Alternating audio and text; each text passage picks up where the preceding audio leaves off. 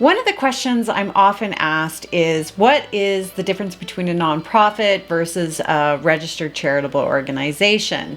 And as well, I'm often asked about how can, as a nonprofit, I fundraise, because of course you can't have tax receipts as a nonprofit, but you can as a charity, and it all gets really confusing. So today we are going to be talking to a colleague of mine, Derek Fraser, who has 35 years of experience in the charitable sector. And we're going to break it down for you. What is the difference between a nonprofit and a charity? What are the benefits of a nonprofit versus a charity? What are some fundraising ideas for you if you are a nonprofit and don't have that ability to have a tax receipt? So with that, welcome, Derek.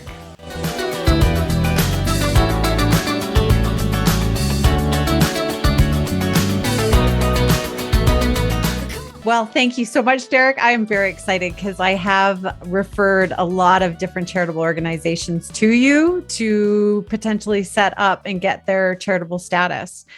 So do you want to give us a brief introduction on who you are and what you do? Having returned from Walt Disney World and a year of working for Disney in the mid 80s and coming to work in a nonprofit professional theater company, and just felt that it was easier to be part of that type of organization. The money wasn't great, but the experience was awesome, and sort of had my epiphany at that point that I wanted to work in nonprofit for the foreseeable future at that time. And so I've worked for organizations, the poverty part of the sector, through the Mustard Seed in Calgary, and capital campaigns, 5 or 6 of those that I've done over this period of time.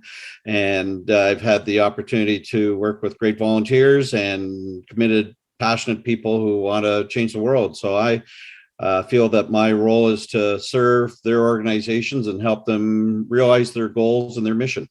Yeah, I think it does take a special kind of person to work in this sector. I know everyone that I've met throughout my career has been an amazing human that really wants to help change the world. So you're going to talk to us today about starting a nonprofit versus starting a charitable organization. So why don't we start by talking about the difference between the two, and specific to Canada? I know that things are a little bit different in the United States. So, there's about 175, 180,000 nonprofit organizations in Canada. And of that number, about 85, I think is the number, 85,000, give or take, are charitable organizations. And so you register as, there's a couple ways, provincially register as a nonprofit, or the federal government was kind enough to set up a national nonprofit corporation structure that, for those organizations that maybe want to eventually grow outside of their provincial boundaries, that application might be more useful for them and less cumbersome in some ways. There are jurisdictional differences from province to province, and we're probably able to cover the national with that national nonprofit corporation structure, which is, as my friend and colleague Mark Bloomberg of Bloomberg Charity Law in Toronto, he often advocates for that structure versus one that's within maybe a provincial structure. But when you're, maybe starting out, you don't know any better, and you don't know where these resources are to secure them. The Canadian Revenue Agency, CRA website, has a great deal of information in depth for any organization that wants to research this process. Switching carefully over to the charitable side, and the difference between nonprofit and charity is that a charity has a number of restrictions on its work, if you will, what it can do, how it collects its revenue, and how it disperses it. And to be charitable means you can accept gifts from individuals or organizations that would receive, if you will, a charitable tax receipt, which means they've received no favor or exchange of services within that that process, that transaction, because then you would be basically breaking the first law of CRA, which is to swap for services. You have a very limited ability to recognize individuals. You can't, if you receive $100 gift, you can't send them a $50 pen. Even though you may have received those pens as a gift from someone, the deemed value for the limit is 10% on gifts that you can receive, or you can, as a charity, send out to someone to thank them for their support. But it's very limited.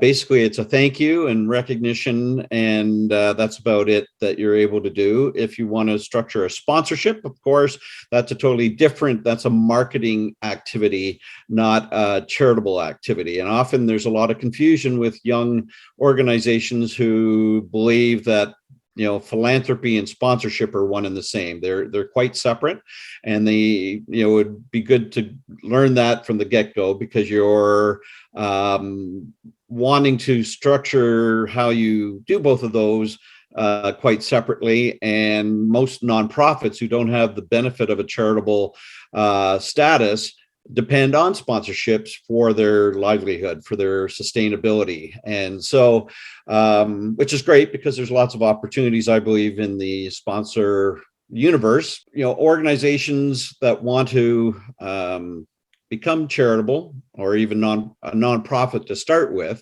they have to be prepared, Joanne, for a long haul, you might say. And that I guess I'm saying that, make sure you measure your expectations. There are stories of some organizations doing it very quickly. I think you can get your status as a nonprofit quite quickly, but if you want to be charitable, there are many more hoops, and you need to have your articles, as they call them in CRA speak, quite succinct and fall within the pillars of the CRA charitable structure. So they're quite some. I think for many years they were broadly interpreted. I'm not sure they're as broadly interpreted anymore, because we have 85,000 charities who basically are going after the same pockets. And so when you think of that competition and potential of having those who are duplicating services, but have found a thin slice that they have found support in, to grow out of that would probably mean they need to collaborate or come together with others to find a way forward, because it is very competitive, and for a small organization, it's not for the faint of heart. And so you want to make sure that you do your homework, and that you are able to be organized, both from a governance perspective, having your board on side, that they're understanding their obligations and their duties, fiduciary and otherwise, and be able to support this process going forward. I'm working with one organization that I'm actually on the board of, and we've been at it 18 months, and we're actually using Bloomberg charity law in Toronto to expedite, if you will, the process to getting the CRA status after a number of years of being a nonprofit, which restricts your income to event income or sponsorships via events, or straight out sponsorships, if you will. And that's served them okay, but it's not a whole lot of money, again, because of the competitive landscape that everyone's all in. However, when you do get to the charitable level, you have this new status called qualified donee. And when you gain that status, that means organizations like community foundations, the Calgary Foundation, the Edmonton Community Foundation, Lethbridge Community Foundation, all these organizations across the country can now give you grants, because you're able to, you pass the test, if you will. You're in the club, you've got your CRA status, and their governance rules say that they can only distribute to qualified donees. So that group is again that 85,000 number, and you've got you've cut half the competition out, because now nonprofits are in this other group, and governments have had a challenge to how do you support nonprofits who aren't charities. And so you've got organizations like the Flames Foundation, who through their foundation directly can't give you a grant, but through their 50-50 process, they support a lot of youth athletic groups through the 50-50, which is through ALGC and less restrictive than you would be under a CRA structure. And so good on those hockey clubs to have this ability to support youth athletics, which traditionally aren't charitable in a certain mindset, but they can find support to get from large organizations some support that isn't of a charitable nature. It's charitable in its intent, but it's not charitable in terms of the law. For anyone contemplating this process, I think a good place to start would be at CRA and your provincial Societies Act, and look at the differences and the benefits, and basically a SWOT analysis, if you will, on which would be the better route for you at this time, because you can really get up and running as a nonprofit pretty quickly.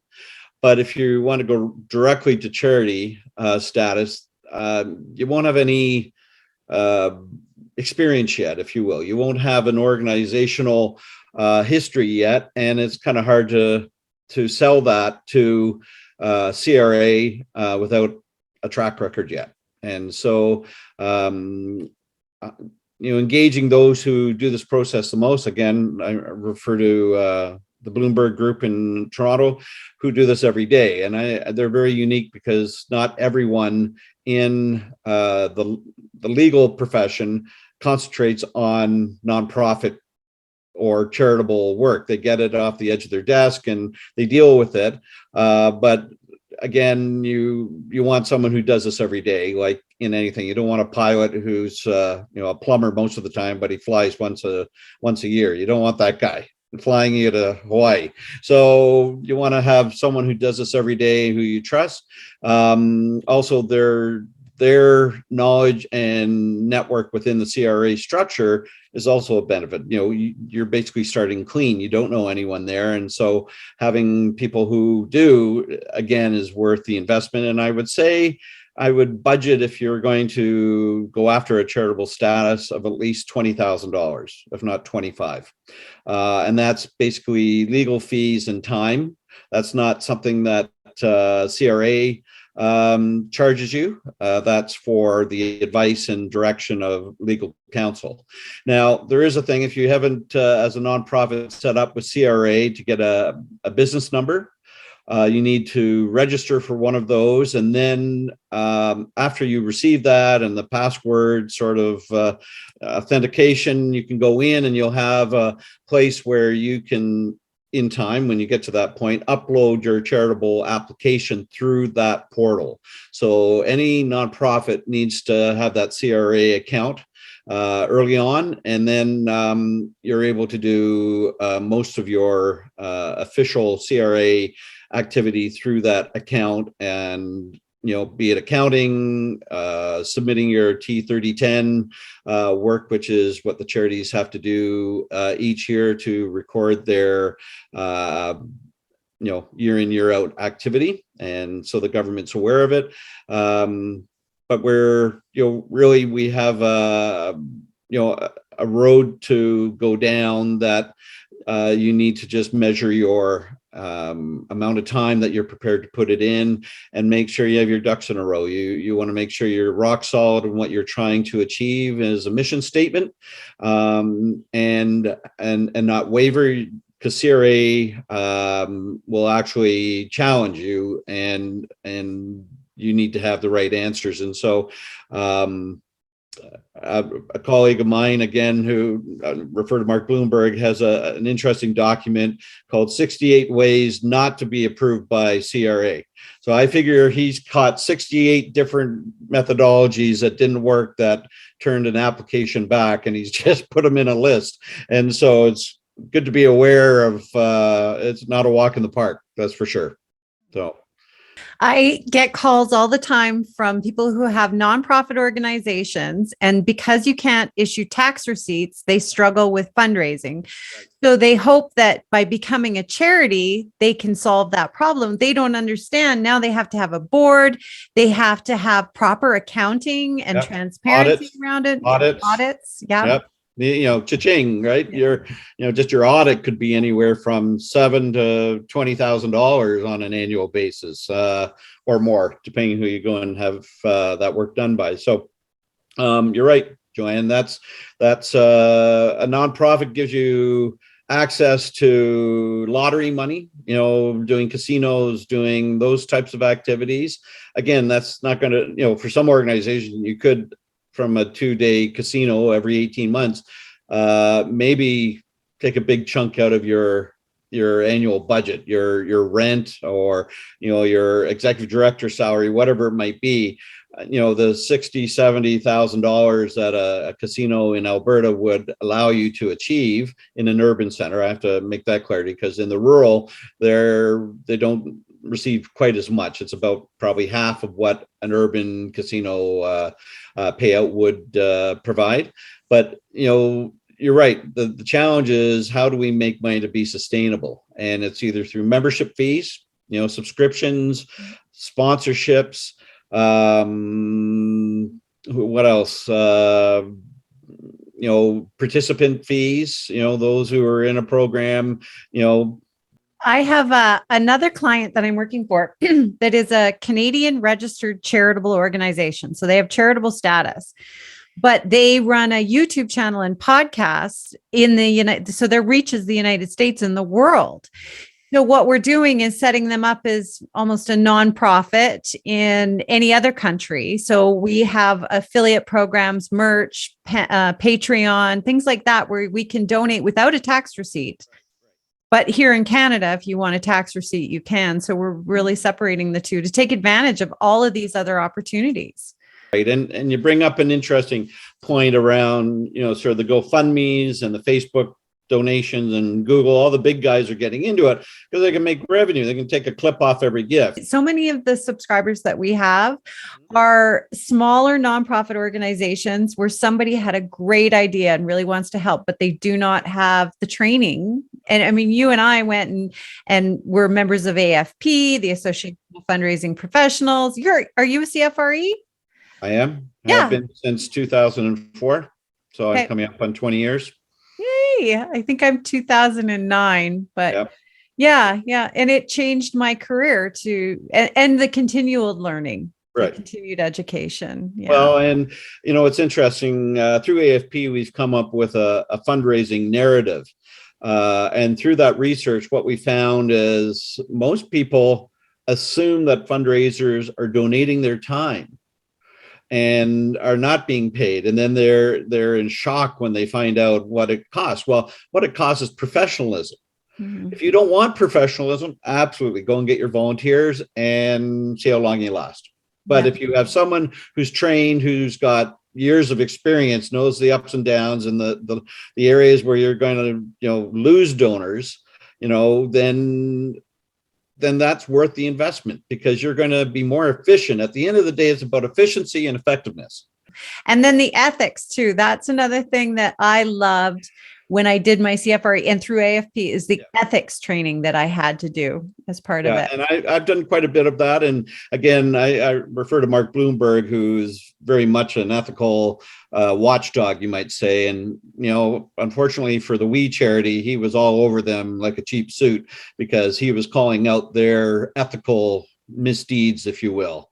They're not illegal, but they may not be totally ethical either. And so AFP prides itself on ethical best practice, and has, as you know, Joanne, ethical code that as members we sign off on each year to be members in AFP.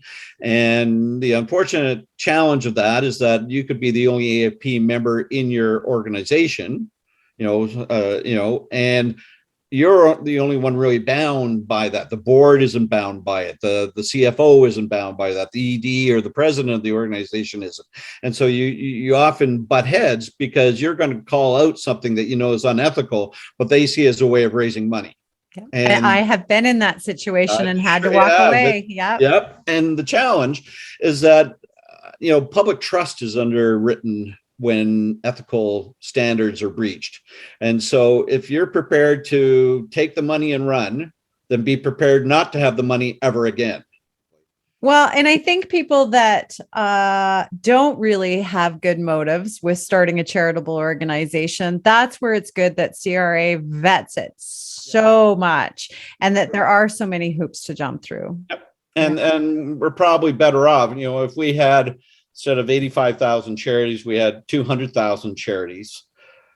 Again, the competition for the dollars has never been tighter. And when an economy goes through the gyrations that we've been going through, for at least in Alberta since 2014, mid 2014, a lot of organizations are no longer able to do what they used to do. So we talked about the difference between a nonprofit and a charitable organization. So when somebody wants to register as a nonprofit, it's as simple as going to your local registry and getting an application. Yep. Correct? More or less. And, you're going to need some bylaws, but there are standardized bylaws that I think most people Google and grab and change the name and, fill it up. And when you put your application in, as I haven't done this personally, but I assume you need to put in bylaws and who your officers are going to be, who your board is. You've got to have a certain leadership structure for the provincial jurisdiction to, rubber stamp that. So, right. And then if we're looking at creating a charitable organization, I'm going to link the information for Bloomberg in the description. But yeah, definitely start with CRA, getting that business number, and then working on all of the required documents. And okay. And there's there's a great document I can send you, Joanne, if you don't have it. It's one that sort of gets updated each year, and it's sort of gifts and income. It's about charities. So what you can, as a charity, give a receipt for, what you can't. Well, great. Well, thank you very much.